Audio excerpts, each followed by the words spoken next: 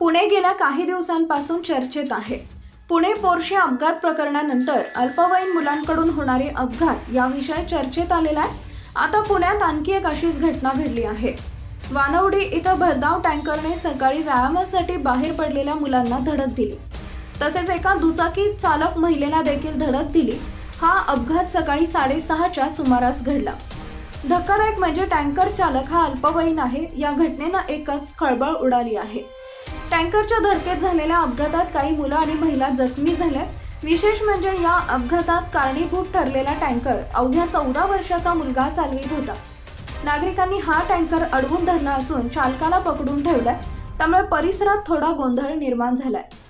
दुचाकीवरून कुस्ती प्रशिक्षक संतोष ढुमे आणि त्यांची पत्नी जात होत्या। त्यांच्या तालमीत शिकणाऱ्या मुली व्यायामासाठी रस्त्यावरून धावत होत्या।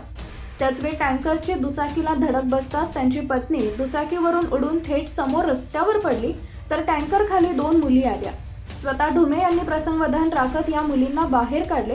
यानंतर टँकर चालक पळून जाऊ नये म्हणून नागरिकांनी अल्पवयीन मुलांना पकडून ठेवले। या अपघातात 3 जणांना गंभीर दुखापत झाली आहे।